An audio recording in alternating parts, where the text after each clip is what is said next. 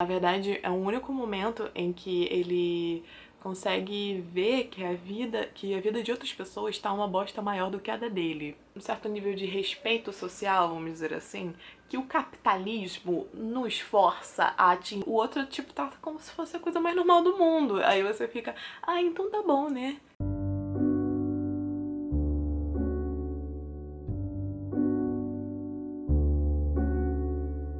Olá, como vocês estão, hein? Então, vamos partir pra resenha de hoje, que é sobre o Clube na Luta, do Chuck Palahniuk. Conta a história desse personagem principal, no qual não se fala o nome dele, não tem por que falar o nome dele. E eu gosto de livros assim.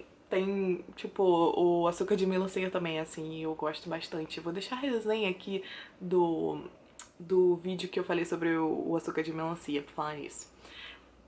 Enfim, o personagem principal começa dizendo que ele está muito infeliz, que ele não consegue dormir, está sofrendo de grande insônia e, e ele tá com esse negócio de completa insatisfação com a vida, ele tá se sentindo uma grande bosta. E daí ele vai no médico e tal, e aí o médico vai e sugere que ele vá para um grupo de câncer para ver o que é realmente infelicidade. E daí isso realmente ajuda ele por um tempo.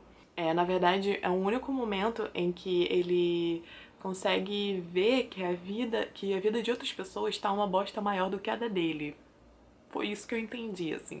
E também, às vezes, tipo, você pensa que é por causa disso, mas também você pensa que, ao mesmo tempo, ele tem a saúde mental muito prejudicada. Então você pensa que ele às vezes dá a entender que no livro, convivendo com essas pessoas que estão perto da morte, sofrendo câncer e tal, é, ele tem a sensação de que a vida realmente acaba e isso deixa ele com uma sensação de alívio muito grande ao mesmo tempo. Então, tem vários motivos pelo qual ele se sente aliviado em frequentar esses tipos de lugares.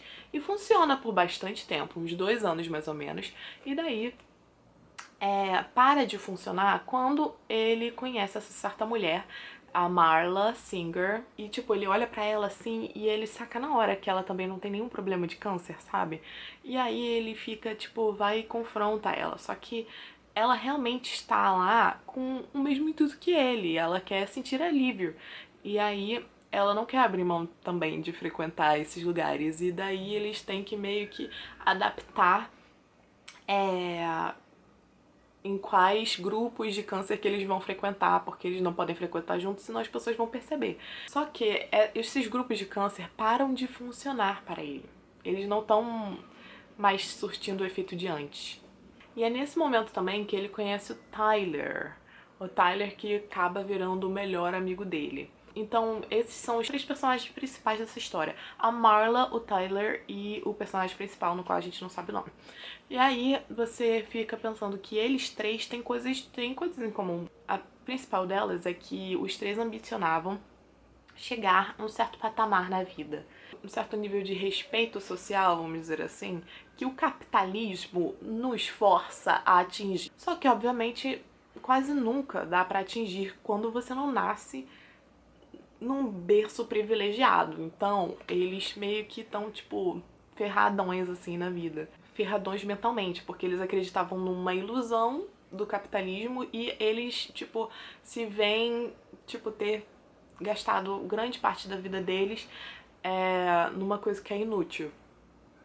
E aí eles não conseguem lidar mais com a pressão social do capitalismo. E, tipo, não só, tipo, do capitalismo e também da sociedade em si, de, tipo, como você se deve comportar. E daí eles se entregam a sentimentos mais crus, assim. Eles tentam aliviar toda essa pressão com os sentimentos mais brutos deles. Um exemplo disso é justamente o Tyler, que fala pro personagem principal, ele indica um trabalho num hotel super chique, assim, e ele disse que ele trabalhando nesse hotel ajudaria ele a construir um ódio de classes. De fato, porque nesses lugares você conhece cada gente rica estúpida, de tipo, gente rica que está com fome ainda mais, né, no restaurante.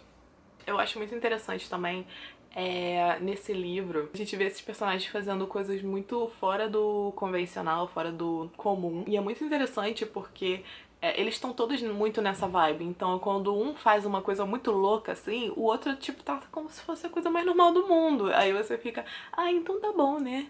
Um exemplo disso é que a Marla, ela sofre de depressão e aí ela se queima, tipo, na frente do personagem principal. Ela se queima e aí, tipo, e se xinga ao mesmo tempo. Aí o personagem fica, tipo, só conta isso de uma forma bem banal. Mas enfim, o personagem principal está nessa busca incessante de tentar se aliviar com essa pressão e daí ele chega a essa busca a níveis muito extremos, assim. Ele chega a atingir níveis violentos. Ele aumenta a dose de violência. É quase como se fosse um vício em drogas, sabe? Tanto que ele fala que ele quer destruir as coisas bonitas, sabe? Em um certo momento do livro, ele quer destruir as coisas bonitas nos quais ele nunca teve. E isso mostra a insatisfação dele de tentar ser perfeito e não conseguir, e isso acaba aqui traduzindo na violência. Ele tem essa vontade de querer ser Deus, sabe?